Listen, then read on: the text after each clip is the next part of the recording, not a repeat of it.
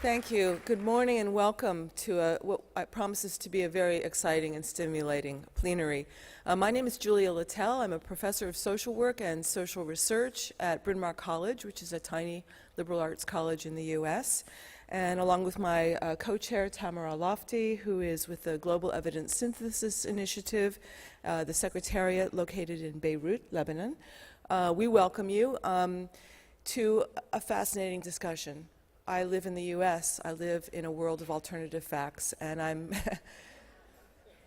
also, as a social scientist and a research synthesizer, I'm really concerned about that and struggling, as our panel has been, with these issues. So I'm sure we're going to learn a lot this morning, and we have three wonderful talks, beginning with the famous Trish Greenhalgh from Oxford University, Green Templeton College. She's a professor of primary healthcare sciences, internationally renowned for her work on evidence-based practice and implementation, and the challenges in putting evidence in practice and practice in evidence.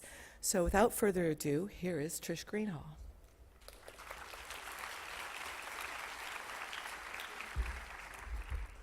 Thank you very much, Julia. Welcome, everybody. It's fantastic to be here. And welcome to the school children in particular. That's the scary bit for me.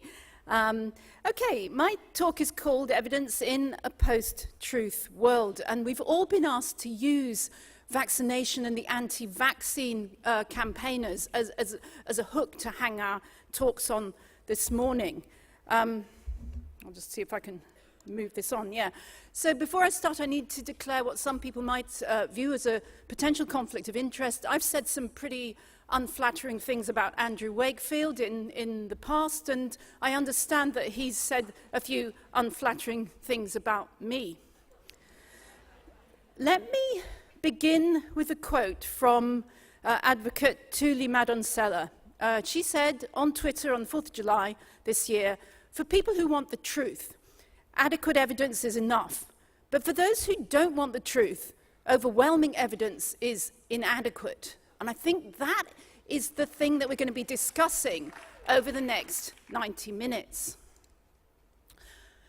All right, in the UK, if you think about anti-vaccine, you think about Andrew Wakefield. Now, his work, or the things he published, were quite a long time ago now, about 20 years ago, I think. And I'm not going to go through the story in detail, but very briefly, he published a paper in The Lancet, which, as you can see from the slide, was subsequently retracted, linking the combined measles, mumps, rubella vaccine with the development of autism in young children. As a result of that, many parents became nervous, didn't vaccinate their children. We had a measles epidemic, many children suffered, 1 or 2 died. You can also see the clarity of Wakefield's message. It fits very nicely on a single slide. He's absolutely convinced of this link, and you can see in the bottom right-hand corner the people lining up behind him on marches. We are with Wakefield. If you want to read more about the Andrew Wakefield story, there's a number of people who've written books about it. It's a very interesting and very troubling story. But what I want to do now, I want to take 5 themes. The first 2 are questions. What is evidence, and how does evidence persuade, are the first 2. So the question, what is evidence? And I'm drawing on the work of David Shum, who's an American professor of knowledge, of scientific knowledge, who proposed in this book what he called a substance-blind theory of evidence. And he said there are 3 questions we should ask about any kind of evidence from any discipline. The first is, to what extent is it credible? The second question, to what extent is it relevant? And the third question, what is its probative or inferential force? In other words, does it really make that key link in the chain of reasoning that we need?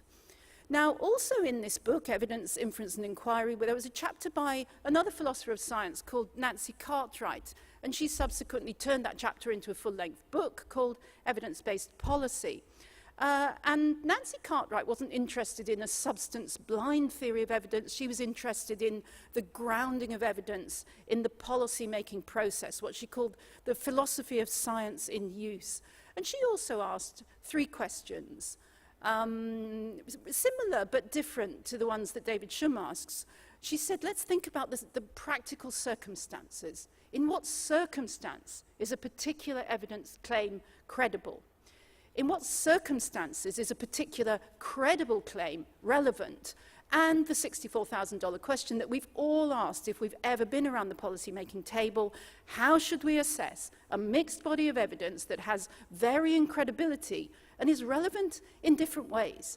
Here's your meta-analysis, here's your local, routinely collected data, here's your local practicalities, here's your patient-based evidence, your testimony, here's your reality of your finances. And we all know that all those pieces of evidence are jostling for prominence around the policy-making table. Let's move on to how evidence might persuade. Now, for that, I'm going back to Aristotle, and around 500 years BC, he wrote a book called On Rhetoric, and he recognized that evidence, what he called logos, is one important element of what persuades.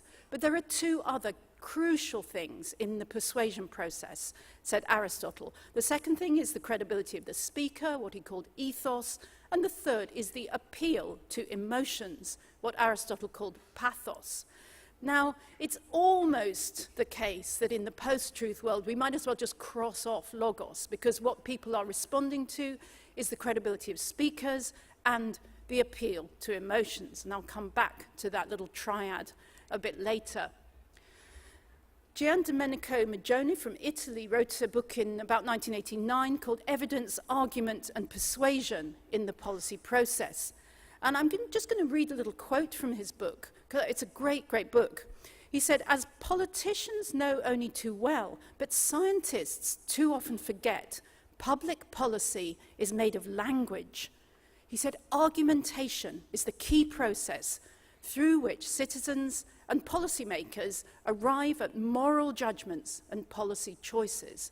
And the argumentation about what is right and reasonable and what is less right and less reasonable is the key thing that drives policy." Now, I'm going to illustrate to you now what an argument is, because it's not as obvious as you would think. I'm going to show you this picture of Hampstead Heath, which is a big park in London.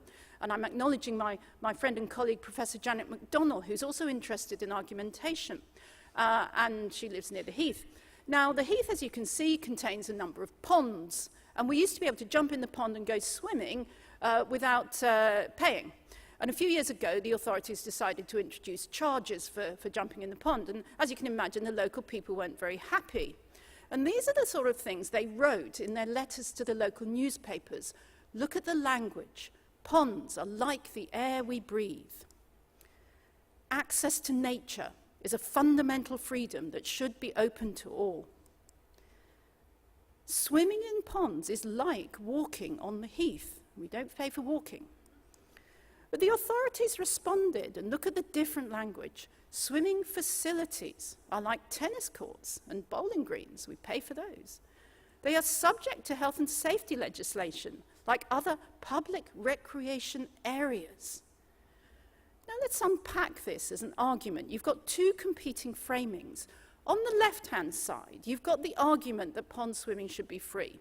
And the swimming there is associated with things that everybody understands are free, like walking and breathing. The pond is depicted as natural. And open water swimming is seen as a right in a free society. On the other side, you've got the argument that the pond isn't really natural. It's a facility. It's like a tennis court. It's like a bowling green. And it requires maintenance. Now, the reason why I'm showing you this is that each side of the argument was pulling out facts, evidence. The people who were talking about the tennis courts were showing photographs of how much you had to pay to have a game of tennis. The people on the other side were rejecting those facts, not because they weren't true, but because they didn't see them as part of the argument about naturalness and easy as breathing. Okay, bear that in mind as the structure of an argument. You can see how it's made of language. It's made of competing framings. Let's go back to how evidence persuades. So a few years ago, Chaim Perelman and his colleague wrote a book called The New Rhetoric. They acknowledged Aristotle's triad of logos, ethos, and pathos, and they said, in order to persuade, we need one more thing. We need an understanding of the audience's points of departure. Points of departure mean the things that an audience assumes as so self-evident that they don't need to make them explicit. If we're going to persuade an audience, we need to know where they're coming from. For example, if you've got a group of finance directors, you're going to frame your argument in terms of this course of action is going to save money. If, on the other hand, your audience is a group of frontline nurses, you're more likely to frame your argument in terms of improving the patient experience, and so on. I'm oversimplifying slightly, but you get what I mean.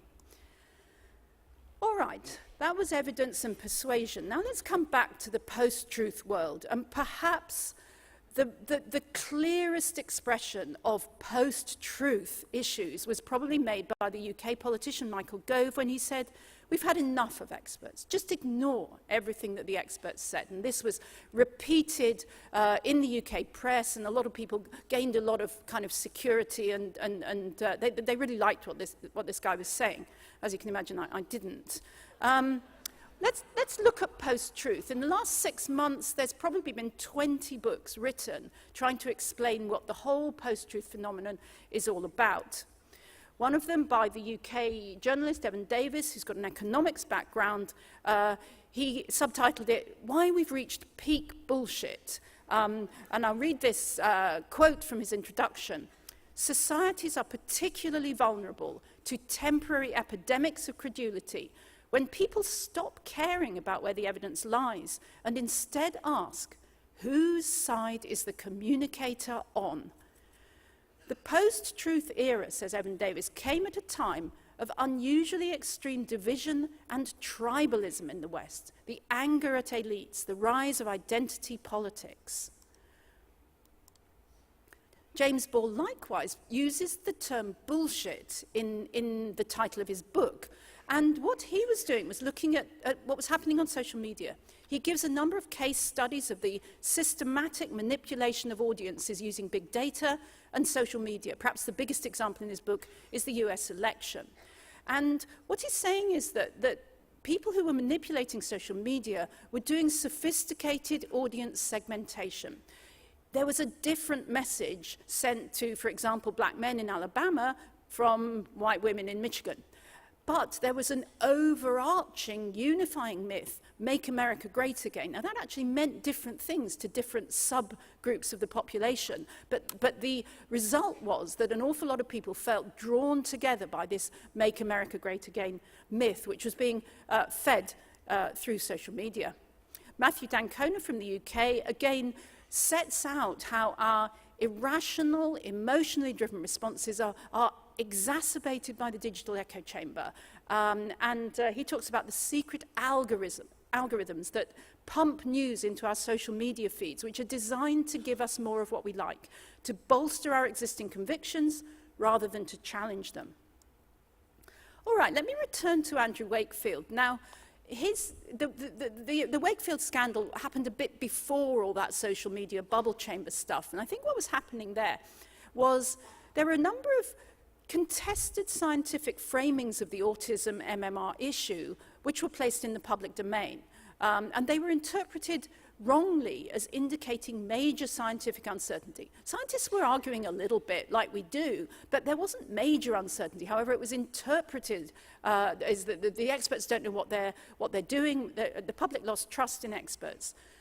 There were serious conflicts of interest. Wakefield had major financial conflicts of interest. He was in the pay of the lawyers working for the parents of allegedly vaccine-damaged children, but these were not declared. And he crafted this new, very simple, very consistent narrative, including a role for himself as the leader of a movement and a shared identity and purpose for the parents of these children with autism.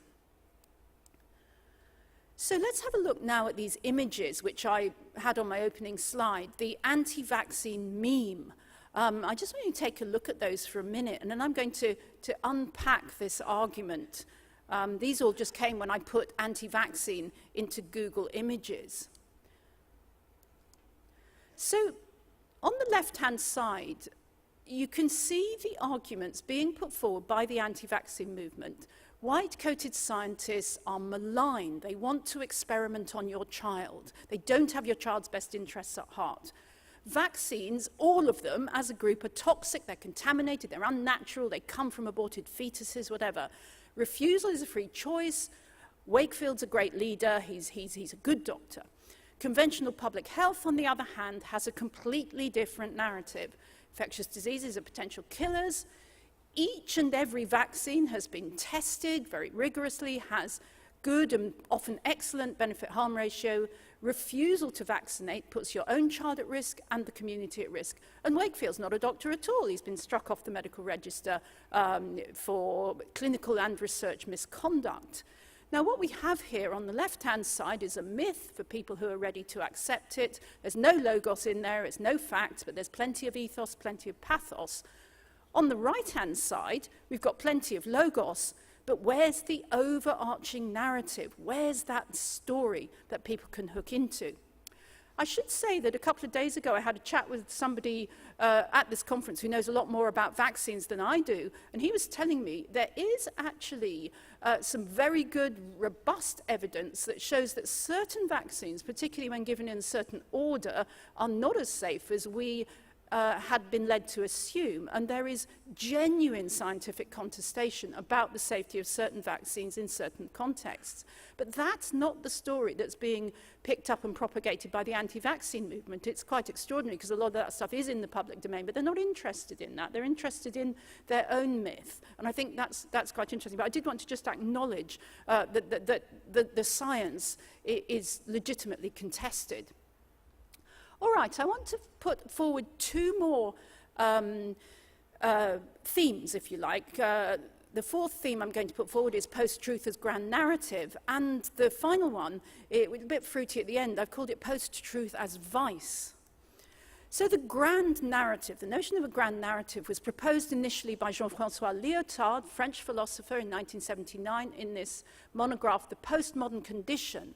And what he said was, in the past, pretty much all of our experiences could be fitted into a grand narrative. You know, for France, a lot of it, it was Catholicism. There was Marxism, and, you know, as someone who was a teenager in the 1970s, everything I experienced could be fitted into feminism.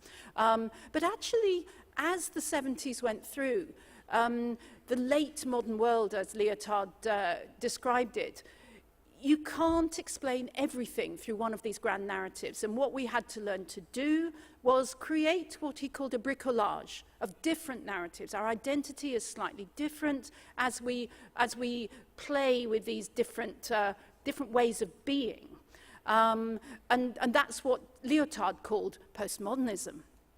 Ulrich Beck, German sociologist, wrote this very important book about 10 years later, saying that what modernity is characterized by is risk, the risk that is brought by science and technology.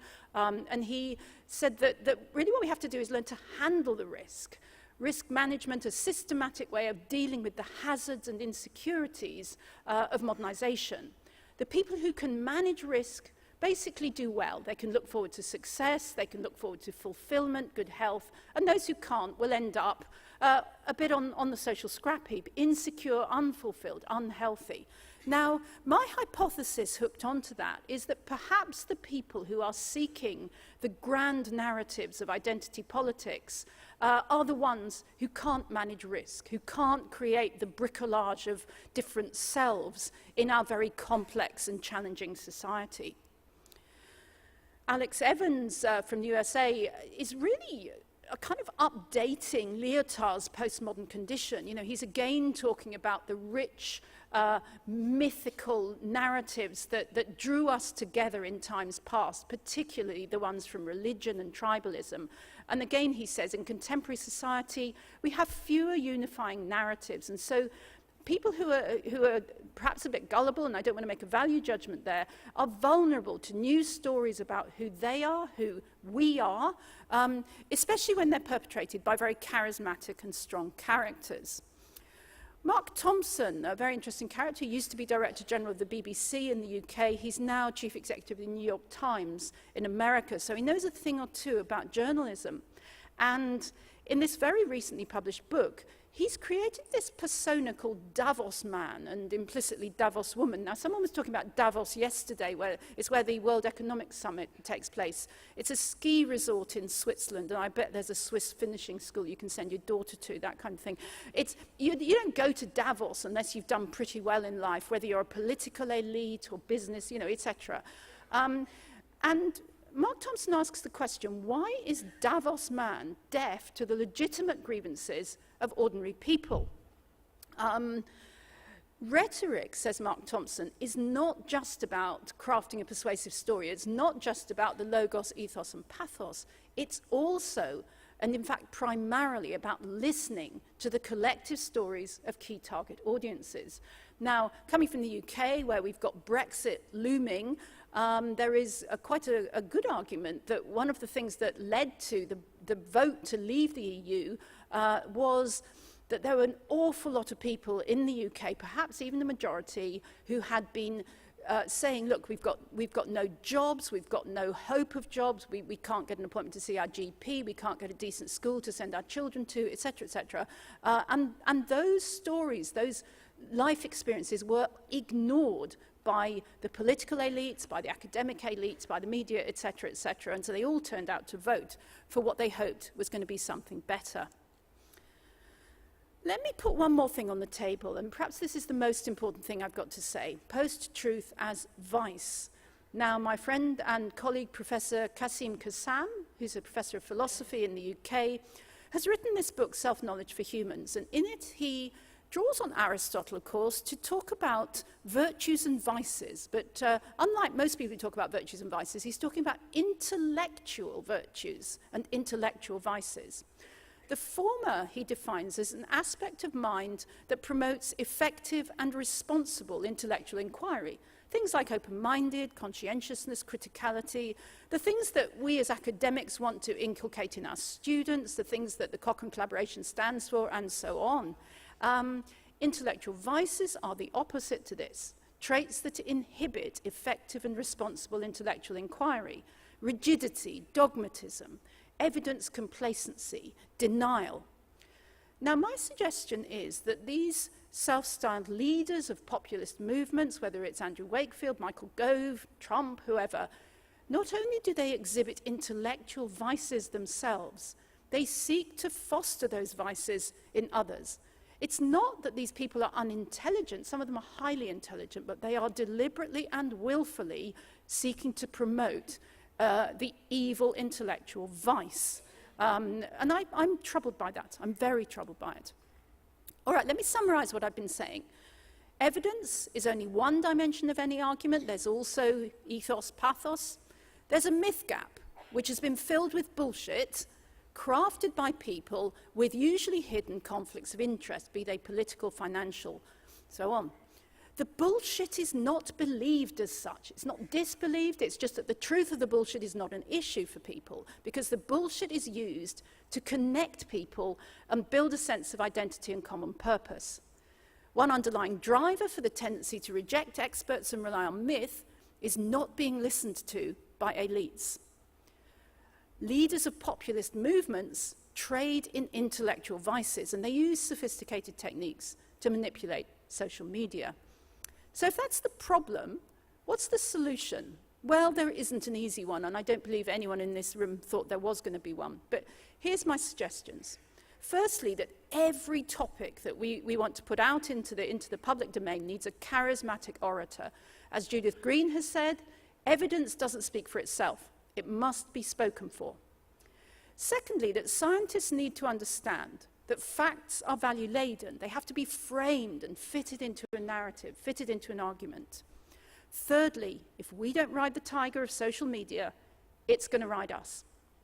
Fourthly, public engagement, we all love the term, public engagement by scientists and politicians is as much about listening to the public as talking to them. And finally, clinicians, scientists, academics, don't forget that patients, citizens, journalists are our allies. We need to be working with them to create new grand narratives. I'm going to finish with a quote from Dan Fagin, the professor of journalism in New York University. if you just read the second paragraph here, he says that in his master's course in journalism, New York University, he requires his students to learn to tell stories in as many ways as possible. You can tell a story in a tweet, you can tell it with a picture, you can tell it with a 5,000-word scholarly article. We need to become more adept at telling stories in different ways. 2 days ago, Brett Davidson published this fantastic paper, Storytelling and Evidence-Based Policy, Lessons from the Grey Literature, in which he sets out different approaches to different genres of storytelling to try and influence the policy process. The quote that I put right at the beginning of this talk was actually taken from that paper. Now, this afternoon in a workshop, right in this auditorium, we're going to be talking about how to tell good stories, a workshop in the art of persuasion. I want you to bring real-world examples of your work that's perhaps been misappropriated by the media, by people with an agenda, and there's going to be hands-on activity to create counter-narratives, counter-memes, counter-strategies. So I hope some of you will come to that. I'd like to say thank you very much for listening.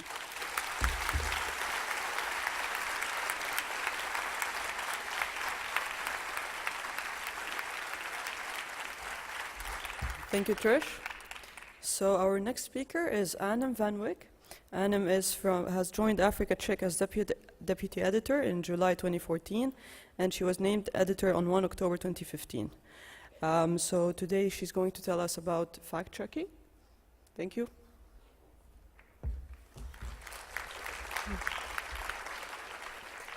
Good morning, everyone. It's an honor to be here, and I hope you're enjoying our beautiful country, especially the first-time visitors. It's been said that a journalist is someone that can speak about any topic, but only for 10 minutes. Now, a fact-checker is a journalist who can ruin any dinner party in about 10 minutes. Did Nelson Mandela really say, "It always seems impossible until it's done"? Nope, there's no record by his foundation of him ever uttering those words. In fact, it has been traced back to Pliny the Elder. Do 80% of Africans, or 80% of South Africans, or 80% of black South Africans rely on traditional healers as their first point of medical contact? Also not true. It's traced back to a book, World Health Organization book in 1983, without any citation or any backup. In fact, in South Africa in 2015, the estimate was 0.5% of the population using them as first point of contact. Then, did this really happen in the Kruger National Park? It was reported last year, and we traced it. No evidence. The picture is real, but it's been misused. But a little bit of me died when Michael Shermer actually fell for this hoax. Don't invite us for a dinner party. You've been warned. Well, of course, I'm playing to the stereotype, partly because I would like to get your attention, of course, but I'd like to show that we don't take ourselves that seriously, although we are very serious about the facts and ensuring that public debate are based on them. So during my talk this morning, I'll briefly introduce you to Africa Check, the organization of which I'm the editor. I'll run down our research process, how we go about fact-checking, and then I'll make comments about vaccine myths that we fact-checked in the past. So why fact-checking? Fact-checking has been around, and some people say, of course, journalism is about fact-checking. It is about determining what's true and reporting on it. So although it's fact-checking has been around as departments in magazines like Time or The New Yorker since the 1920s, it's only recently and with the advent of the internet that it's become standalone units like ourselves.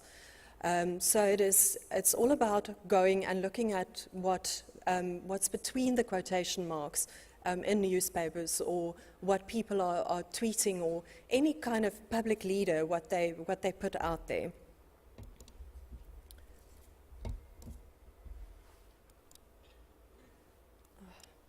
So we're part of, there are 119 such organizations around the world, and we're part of a movement called the International Fact-Checking Network.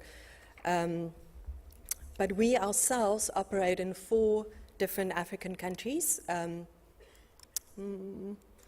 Where's that slide? Okay. We have our head office here in South Africa, in Johannesburg. Then we also have an office in Senegal, where my colleagues work in French. And earlier this year, we opened an office in Lagos, Nigeria, and in Nairobi, Kenya. We're a non-profit and non-partisan organization.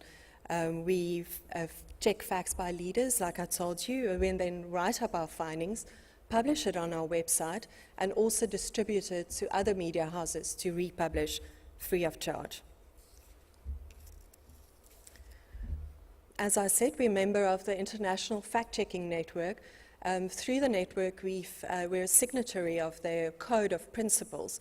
It requires us to be transparent about our funding, about our methodology, and about our sources, and also to commit to public and honest corrections, and that we be fair. So most of our funding comes from big foundations. I guess this should have been my second slide, but I wasn't sure how to phrase that. But the Media Network and the Shuttleworth Foundation currently make up the largest donors. That said, we also have a commercial arm which provides paid-for services, especially training to fellow journalists and media houses. And then we also collect individual donations. And our fundraising manager asked me to tell you that we're launching a crowdfunding initiative soon, and we could really use your pounds and dollars and euros. So on to our research process.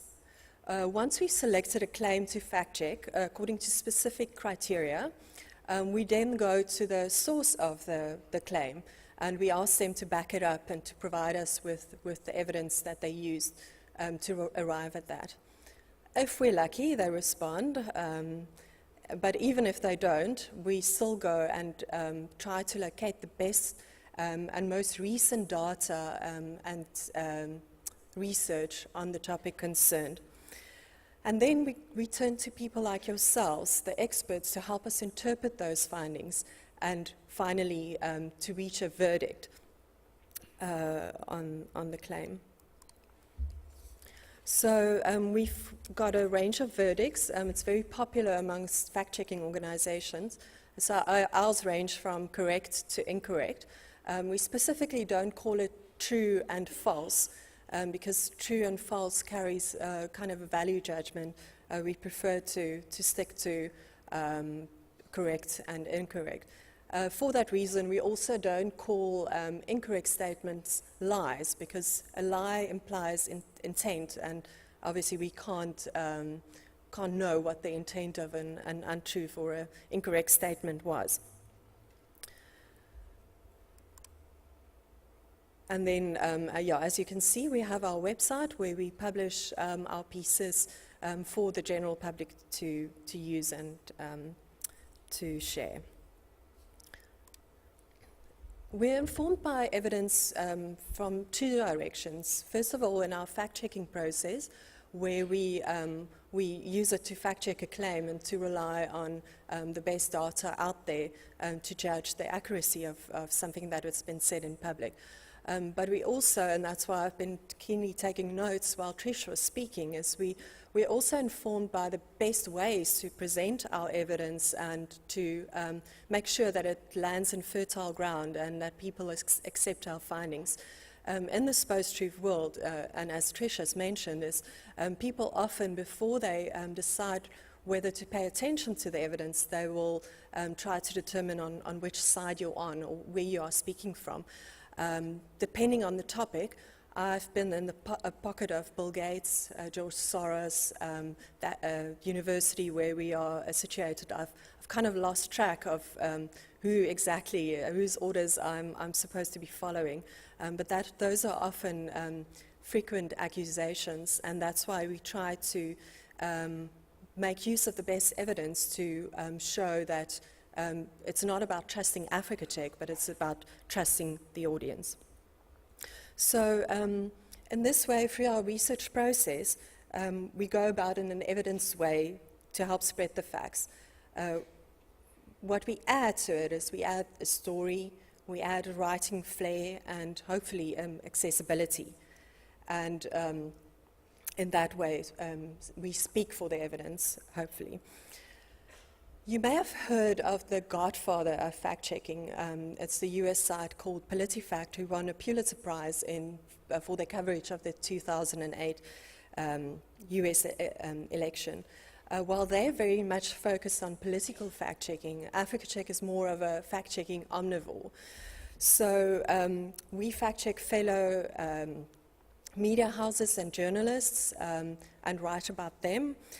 We also fact-check companies, corporations. We even fact-check our donors, and they like that. But we're specifically passionate about health-related fact-checking, and that's because it's part of Africa Check's DNA. My boss got the idea for Africa Check when he was a correspondent in Nigeria in the early 2000s. And as you can see from the slide, they were almost at the point where they would become polio-free or be taken off the list of polio-endemic countries. There was a big vaccination campaign, but at that time, community leaders were telling their followers that it's a Western-led ploy to sterilize their children and that they should refuse vaccination. And from the slide, it's clear what happened then. Polio cases surged, it spread throughout West Africa, and it's only about now that Nigeria is back at the point where they were in the early 2000s, where they have the hope of being taken off the list.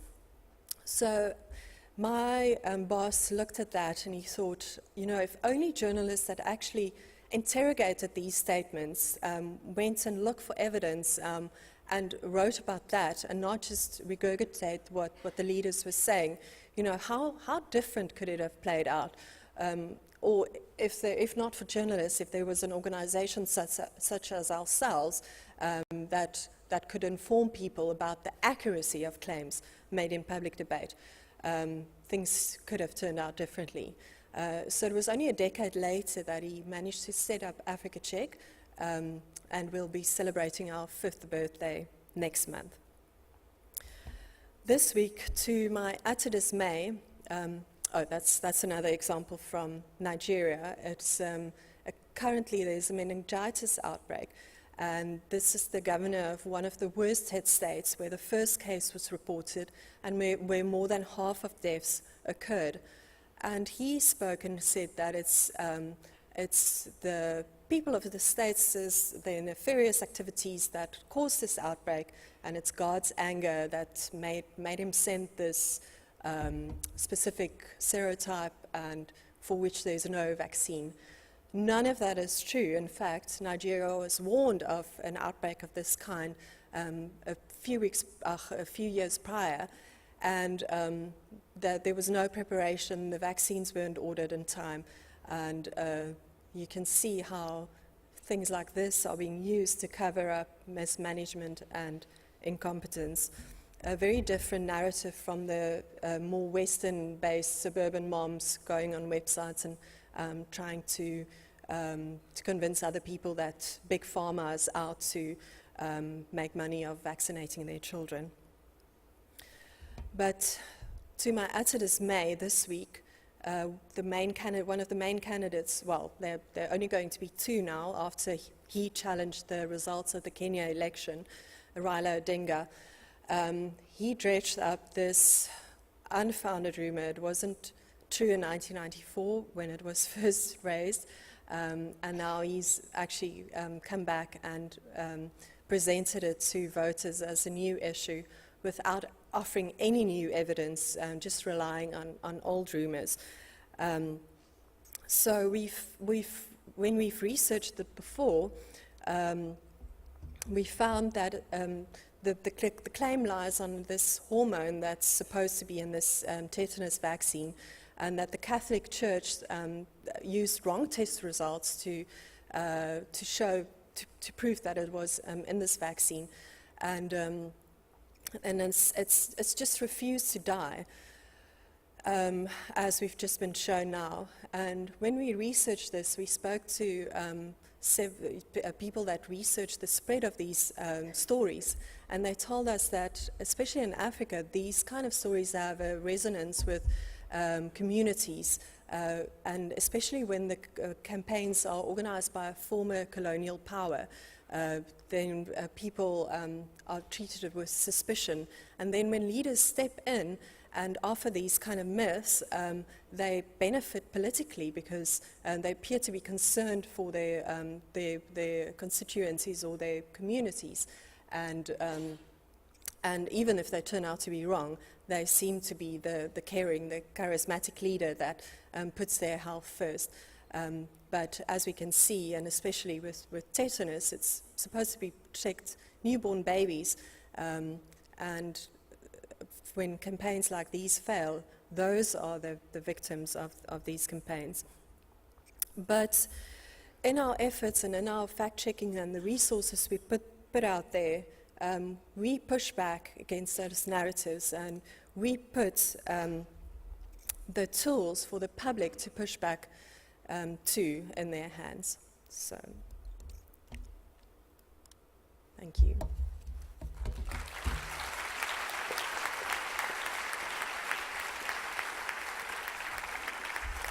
Thank you, Anna. And now we're going to have Caroline Weinberg tell us about community activism, citizens' role in promoting evidence-based policy and practice. Just to let you know that Caroline was the national co-chair of the March for Science. Thank you.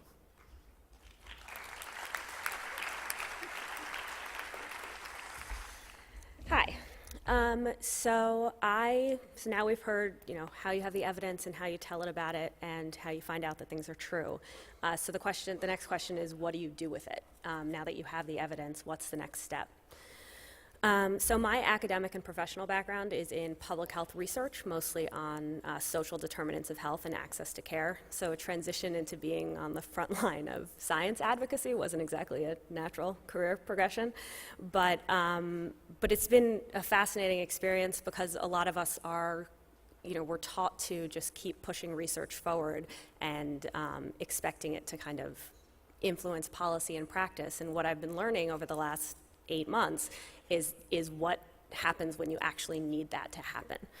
So the way I got involved in this is that earlier this year I was growing increasingly frustrated by the attacks on science from both the new administration in the US and just a gradually building sense kind of around the world that this was just getting increasingly worse, that science was being ignored. And it had been happening for a while, but there was something uniquely terrifying about the new way that there was just a direct, relentless attack where people were being openly hostile towards science. So one morning I found out that a friend of mine who works in climate change research was, it's the March for Science, sorry, that works in climate change research was told that she could no longer communicate her work to the public. And what I had been feeling, the fear and the frustration and the sense of helplessness very quickly crystallized into just genuine anger. And I know that I should probably say that I rationally looked at the history of activism and advocacy and made a reasoned decision to get involved, but really I was just furious about what was happening. So I was ranting to my friends about how people could possibly be silencing the communication of climate change when the evidence was so clear, and what combination of willful ignorance and short-sightedness led us to this place. And because I was off that morning from work, I started contacting other equally infuriated scientists on Twitter and email and text, and then 5 hours later, I was in the middle of a global movement. It's a classic story. So, so it turned out that hundreds of thousands of people around the world were just as frustrated and angry as I was, and they were ready to let people know. So our Twitter account exploded from 50 people to 30,000 in the span of a single day. Over the course of several months, our followers continued to grow, and now we have more than 1 million over Facebook and Twitter and Instagram. And it wasn't just people who were watching what we were saying, people were actively involved. In the first 5 days, 40,000 people around the world reached out to volunteer to help organize the march, either the one that we were planning in DC or any of the ones that sprouted out around the world. And when we ultimately gathered for the March for Science, more than 270 organizations that represented scientists and artists, farmers and auto workers, students and teachers, all joined together with us to send this message about science. And to everyone participating and to anyone who was watching, it was clear that it wasn't just a movement about scientists and the traditional scientific community. Only 30% of the people who attended were actually self-identified as scientists. The march was about science itself. In the span of a few months, we built this diverse, interdisciplinary coalition of science allies with a shared goal of science and advocacy and policy, and all of them were ready to fight.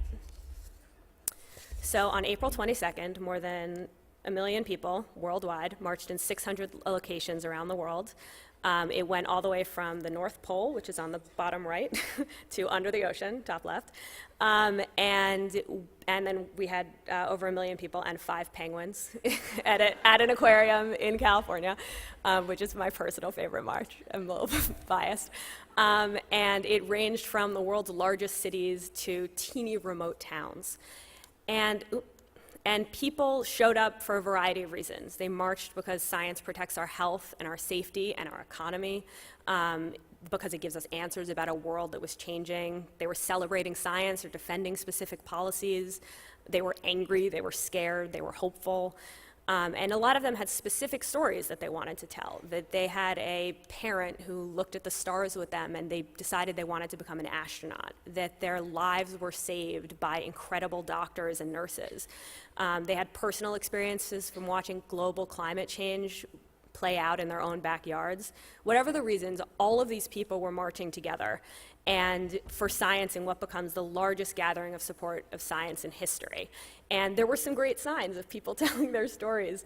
And this is my link to vaccines, is just that, that people were trying to kind of tell the story in their signs and when they were doing interviews and just when they were talking with one another in this community about how science benefits our everyday lives and why we need to respect and promote it. So it was a remarkable day, the fact that it was pouring in Washington, D.C. notwithstanding, but science did predict rain, so a lot of people came armed with umbrellas. But then the day was over, and we were kind of in this position where we're figuring out how to transition from this one-day march into a lasting movement for science advocacy, and how to channel the incredible momentum that the march had generated into a lasting community of science advocates. How do you unite a passionate, growing ranks in support of projects that fight to make sure that scientific evidence is respected and applied?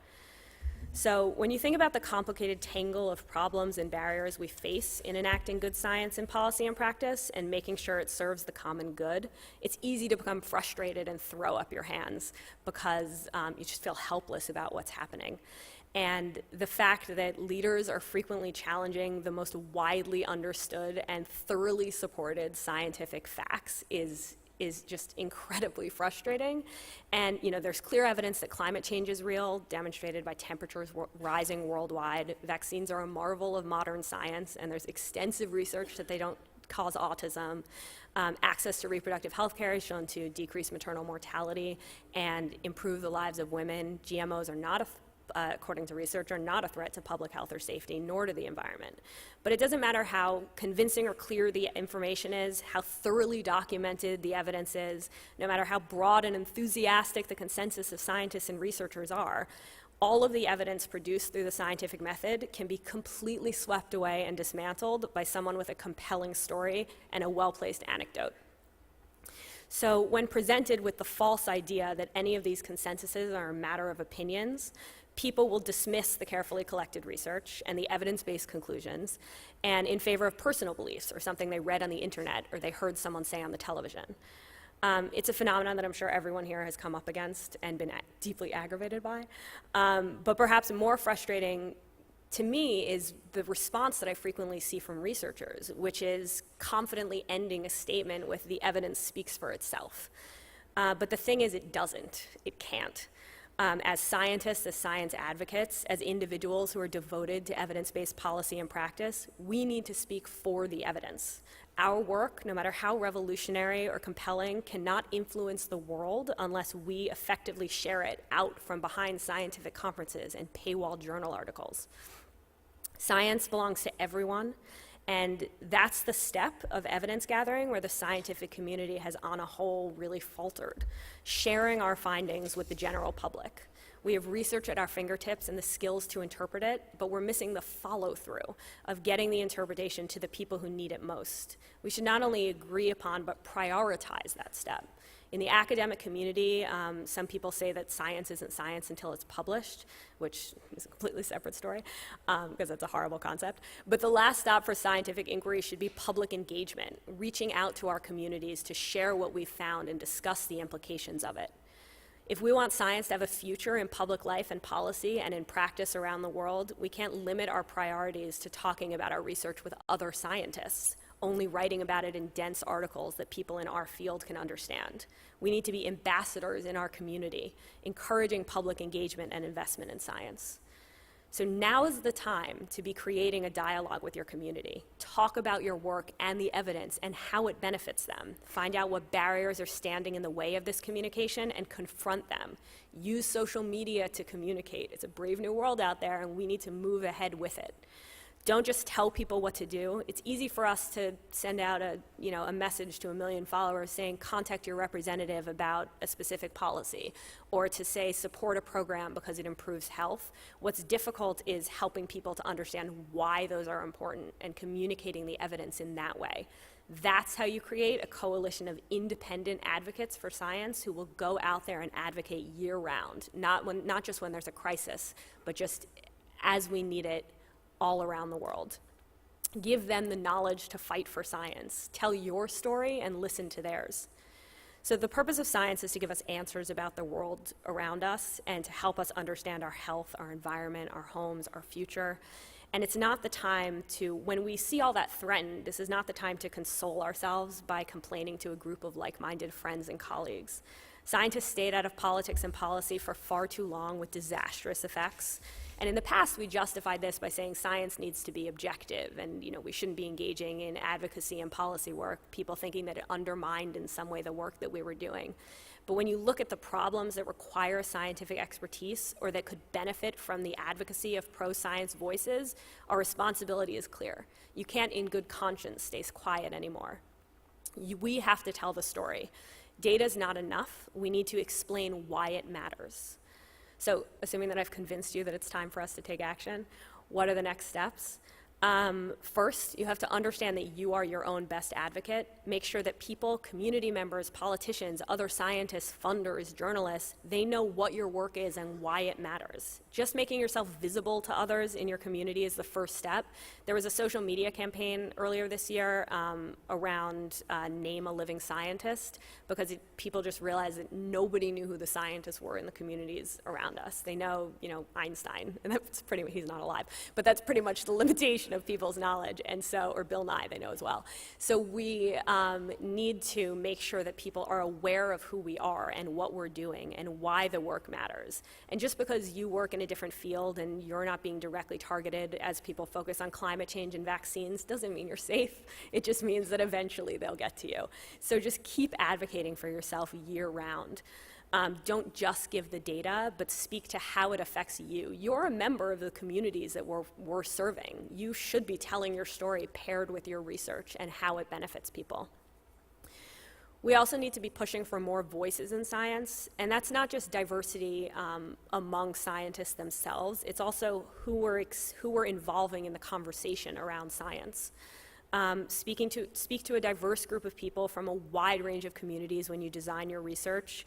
Engage the community in science and ensure that you conduct science that looks at all people, considers all environments, and benefits everyone. Science is not just for a small group of people, and we've limited ourselves in that way to tragic effect.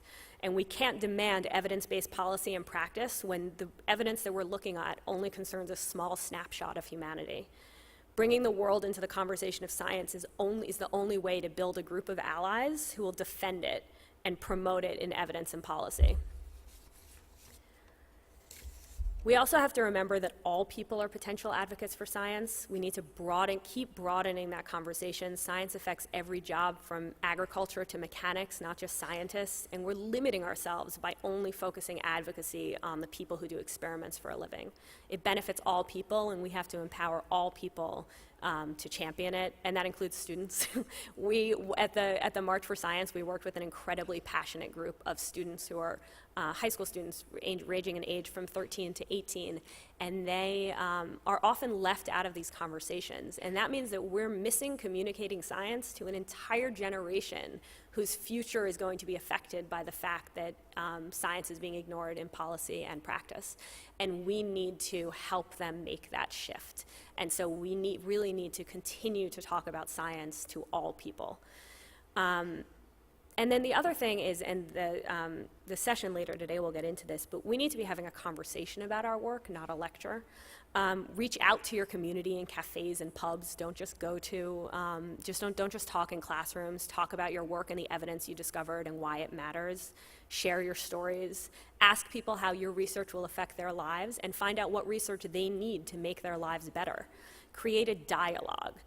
Science communication needs to be a priority, a step in the process. That's how you get people involved and you turn people into allies and advocates. An article in PubMed is not the final step. The final step is sharing your research with the wider community and encouraging in them and engaging them in helping us to make it a reality.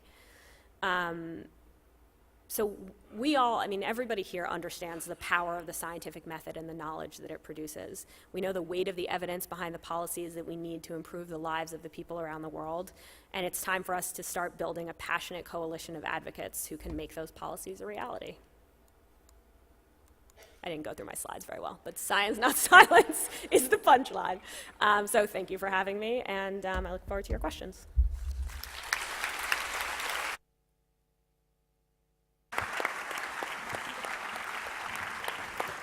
Thank you, everyone. So we've had a very interesting session, starting with evidence in post-truth world, going to how fact-checking helps set the record straight in Africa, and all the way to community activism. We're going to take some questions now. We know we have some students with us today.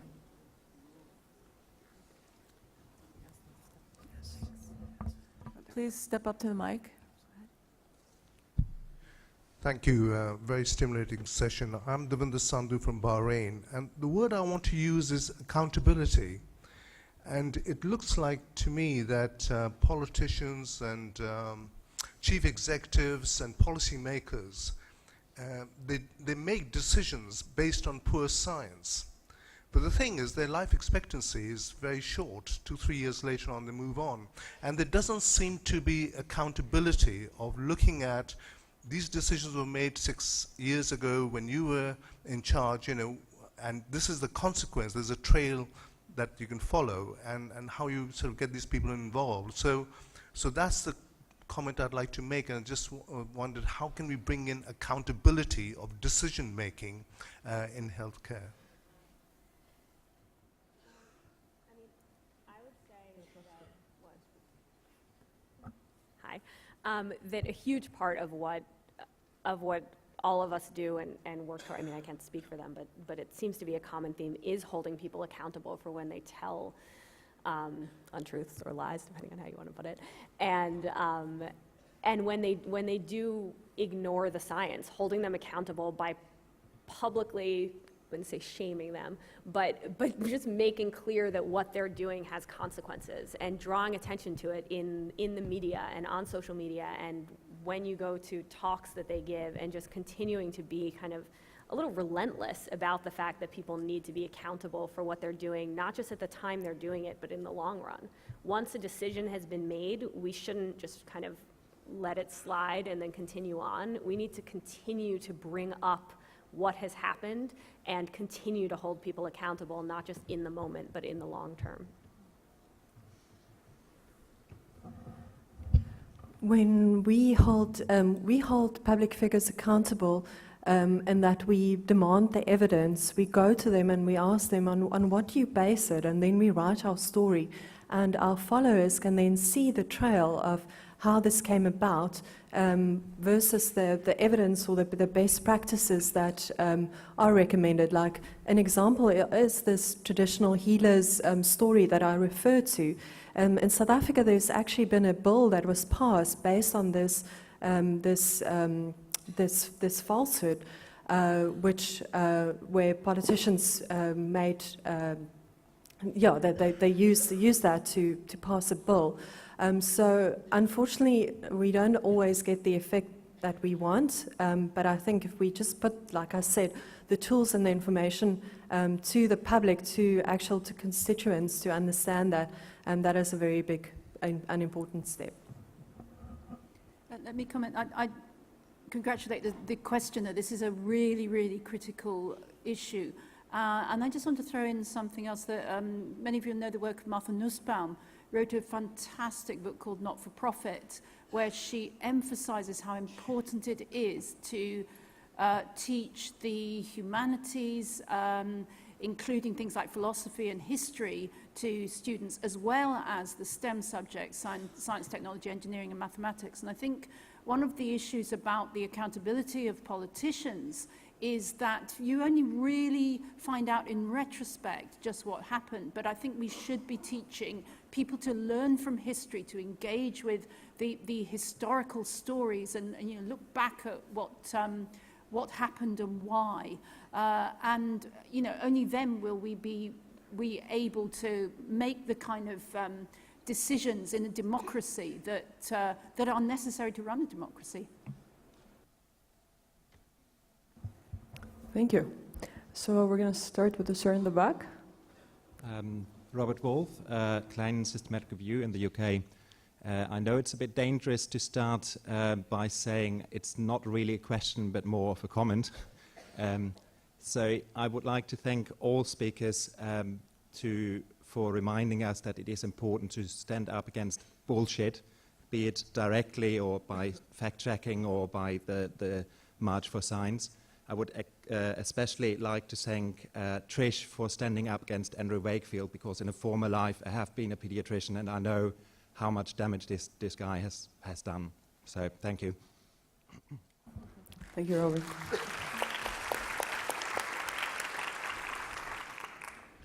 Stefano Negrini from Italy, Cochrane Rehabilitation and Cochrane KT Advisory Board. I have a question mainly related to the methods, and I would like to have the comments from these outstanding people that we had really an outstanding session. In communicating, one of the ways that is widely used nowadays is the use of anecdotes. I mean, even in the Cochrane General Assembly, we had the presentation of people stating how they benefit from Cochrane and from all these kind of things. But this is also the way that is generally used by evils. I mean, they use anecdote to fight against science, and we use anecdote to support science.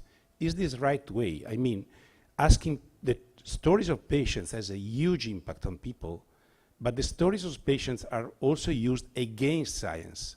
So should we continue to pursue these methods, or these methods are probably, we must fight against these methods because of science? It's quite a question of methodology. I come from the country of Machiavelli, and Machiavelli stated that methods are not important. It's important what you aim to achieve, but methods are important.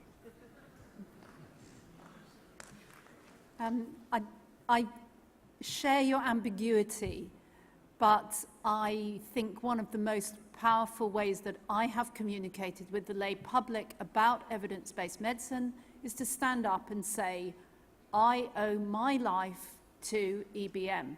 I owe my life to a randomized controlled trial. I owe my life to a designer drug, which, was the cure for what would otherwise have killed me. Now, that is a very powerful story, and in a way, I am drawing on the evidence. I am drawing on RCT evidence, because what I'm saying is I personally owe my life to this trial, which was published in the New England Journal, et cetera, et cetera. But, you know, we do have to appeal. And one of the things about narrative is a key element of narrative is that there are characters, there are heroes and heroines in the story, and villains in the story, and a good story is about, you know, someone who's met trouble and come through it and, you know, survived it, if you like. So I don't see, yes, there's a tension, but I don't see that it's incorrect to use an individual anecdote, so long as we're using them judiciously and you know, with our heart in the right place. But, you know, you may disagree with me. I would just say that I think the only way to counter a compelling story is with a compelling story. It doesn't matter how much, I mean, well, it does matter, but it's important how much evidence you have behind you, but no one's going to listen to it unless you make sure that there's proof of that evidence, not just in the numbers, but in the story that you can tell. And you see these you know, interviews where a parent tells a story about how their child was vaccinated and then 2 weeks later they developed autism, and they're talking to a doctor and the doctor has all the evidence and is saying all the right things, and they're just, the parent is just you know, going in circles around them because it's not you can't argue with a compelling story just with numbers. And there are stories on the other side, and it's important that we tell them and back them up with evidence. It's not enough to just give the anecdote, because then you're not really any better than the other side of it. But telling a compelling story is the only way to get through, I think, to a lot of people in these settings. As a journalist, there are many ways to tell a good story, and anecdotes is but one. If we just, as you know, fall back to it every time, it also, like Trish said, use it judiciously.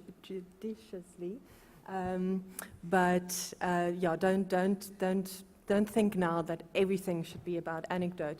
Think about a story, and a story can also be about this happened and then this happened. It's that old clickbait line of "you won't believe what happened next," or "you'll be shocked about this." You know, trying to build in not drama, but there's a good story usually to tell, and in any scientific method, and how it was designed, and the trouble one had to have to get to the results. Great. So go ahead. Right. I'm Kameswar Prasad from India, also president of the International Society for Evidence-Based Healthcare. I like the theme of all the plenary speakers, which is in favor of science, and being scientist, I like it.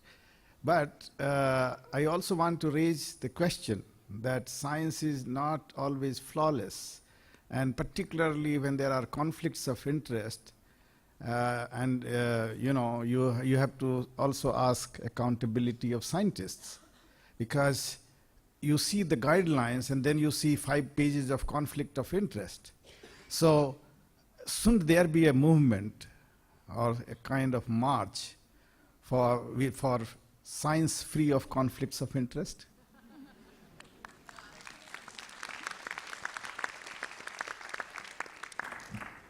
I don't think that I'm going to organize it, but I think I'm tapped after this one.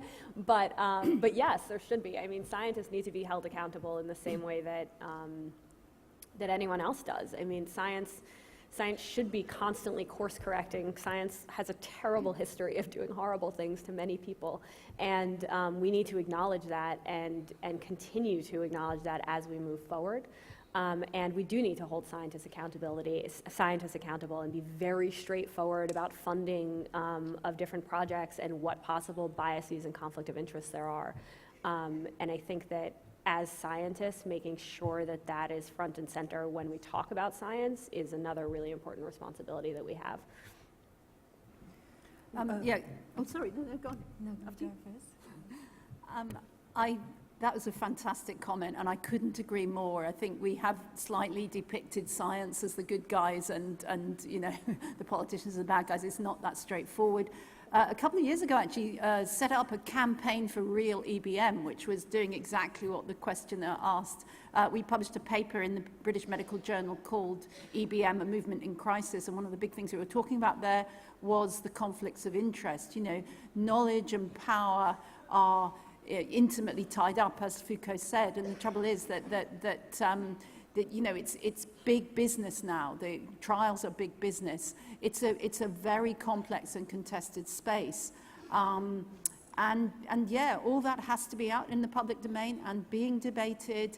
We're never going to go back to a situation where you know, EBM is neat and tidy. It's going to get worse. We've got to engage with it. We've got to move forward. That's the reality. When we do our fact checks, I mean, all research have limitations, so we try to point that out, and that's why we use a wide array of experts to weigh in and explain what is reliable and what isn't. But we're very cognizant that our verdict or our fact check is based on the current best available evidence, and it may change, and when it changes, that's why that one principle is so important of the international fact-checking network, is that when things change, that we openly and honestly correct it and show people what has changed and why. Thank you. Please go ahead. Hello, I'm Maria Vallejo from Colombia, from National Cancer Institute. We are now currently facing with HPV vaccine. There are currently a little epidemic of some adverse events in Bolivar. That is a critical zone to do the vaccine. With that, the little group of adverse events that we haven't associated, that is really associated to the vaccine, the rate has decreased importantly, and now there is not a delicate topic in my country. The ongoing evidence, the evidence that the vaccine works, but the population has some defense against it. So how can you think that the policy could be more could be rechanged or reformulate the policies to defend the currently topic the controversy that is now, because it's affecting, and the evidence defends both sides, and we are not in the middle part, that we are not checking, and we have the capability to check that it is that the problem that occurred in Bolivar, it's really affected. So how can you think that the post-truth can help to reform the policy? Come to the workshop this afternoon. It's a great example. Come and share it, and we'll help you build a different narrative. There is no easy solution. This is difficult stuff. It's not a technical process either. It's a public dialogue, which means there isn't a little tick list that you can do. But it's, you know, creating counter narratives is where we've got to be. What we often also don't get right is you don't change people's minds by bashing them over the head with the evidence, and it's you have to acknowledge those fears, and as Trish said, you know, recognizing where people are coming from, and recognizing that before leading into a conversation is key. Yeah, I would just agree. I mean, figuring out where people's perspectives come from and how they ended up there is key to figuring out how we can counter it. Also, I would say it's very, very easy to become hopeless over it, because it's just so relentless, and people are just, it's so difficult to change people's minds. And I would just say, like, don't give up. You have to kind of keep fighting for it. Great, thank you. So the lady in the back. Hi, my name is Eli Grant. I'm from PRACULT.org and the International Astronomical Union's Office of Astronomy for Development.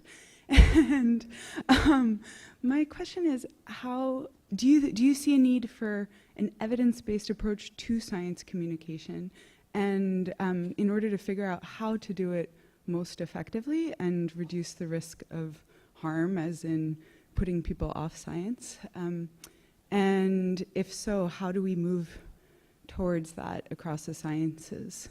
Are we always necessarily the best advocates, for example? I might not be the best person to communicate my science, but I don't even, know where to start to find out whether I am or not, or how to do it.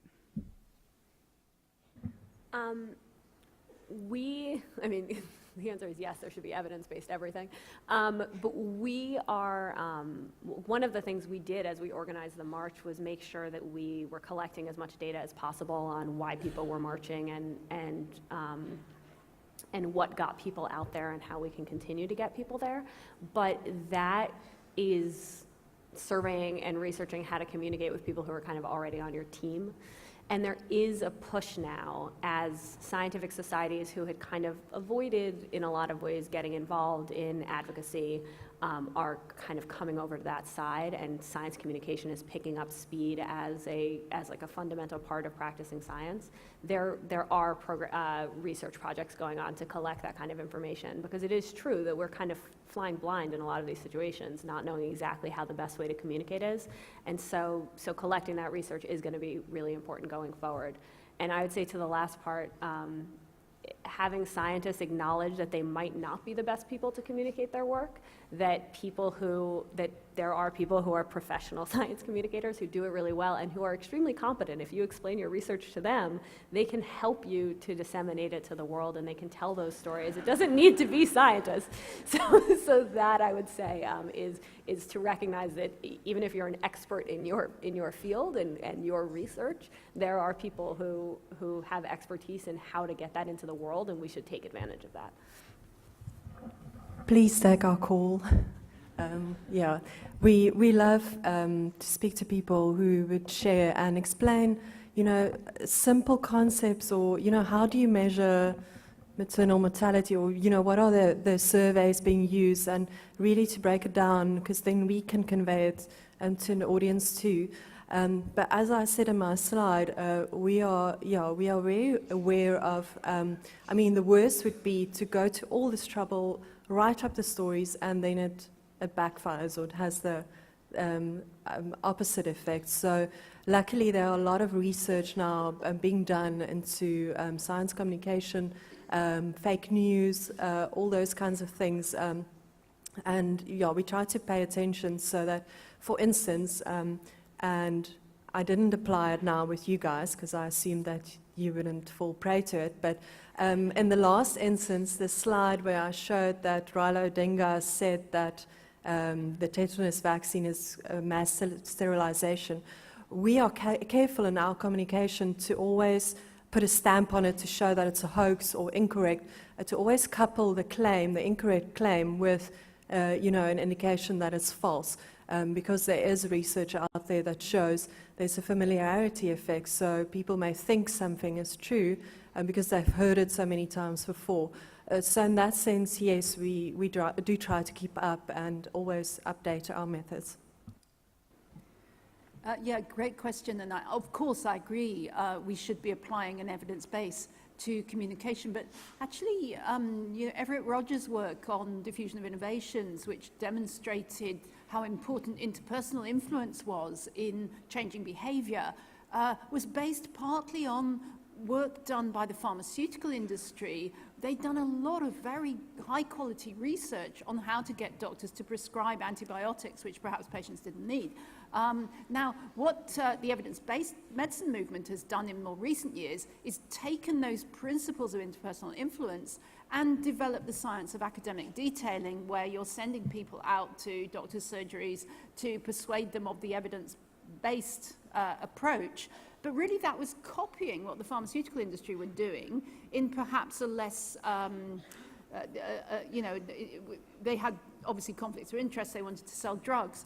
And I think we can do the same with the fake news people, is that these guys are unbelievably good at influencing people's views, influencing people's voting intentions. And whilst their own motives might be, malicious, certainly political, we can still learn a lot from their techniques. Great, thank you. So unfortunately, we only have time for 2 more questions. So we have the lady in the back, and then we have Mark. So please go ahead. And if anyone would also have anything else to discuss with the presenters today, you can always come after the session. Please go ahead. Hannah Ryan from Liverpool, UK. I work with CIDG, Cochrane Infectious Diseases Group, and I'm a full-time hospital doctor. I just want to circle back for a second to the compelling stories, use of anecdotes kind of issue. As you were discussing that bit, it kind of occurred to me that one of the very important things that sort of separates scientists and the way that scientists often think about things from other actors in the political space, in the media space, is that we recognize uncertainty and we try and think about uncertainty, and we like to present our results, trying to measure that uncertainty. And how do we get better at communicating that uncertainty while also telling a compelling story? Because science often isn't about, truth and lies. It's about, well, this is what we found and this is how accurate we think it is. And this is how many times we've been able to replicate it. So how do we get good at talking about uncertainty in a way that helps the public understand what we're doing, and also helps them trust in us more? Thank you. So we're going to have to take one answer for that, if that's possible. I feel for you because we need to condense in our fact-checking all that uncertainty and then reach a verdict. So the verdict is a bit of a gimmick because it's kind of the takeaway where we weigh all that and decide if it's mostly correct or misleading. But it's a kind of a trade-off. So you want people to take something away from that, but in that text you explain all the limitations, why it's uncertain, why it may change. So I would encourage you to kind of find your own trade-off. Thank you. Mark. Hi, thank you. I'm Mark Wilson from Cochrane. Perhaps particularly for Anim, but others as well. I was a journalist in a former life, and I think we've got a real crisis with journalism, with the media. 2 points. If we think conflict of interest in science is a mess, and it is, and can be improved, conflict of interest within the media and journalism is absolutely catastrophic. Is there something that we can or should be doing to hold the mirror back and actually, drive media to be better about declaring conflict of interest? And secondly, in relation to balance as well, the Western view of on the one hand, on the other hand, in terms of a typical journalistic trope. Of course, we went through 40 years in the Cold War period, whereby those in the Soviet Union on that side only gave one side of the story. And how do we help journalists and the media to be able to say, on the one hand, on the other hand, but this has 99.9% of facts and evidence against it. This has 0.1%. How do we do that? Because I think this is not just about scientists getting better. This is also really engaging with journalists and the media in themselves getting better as well. Thank you very much for your comments.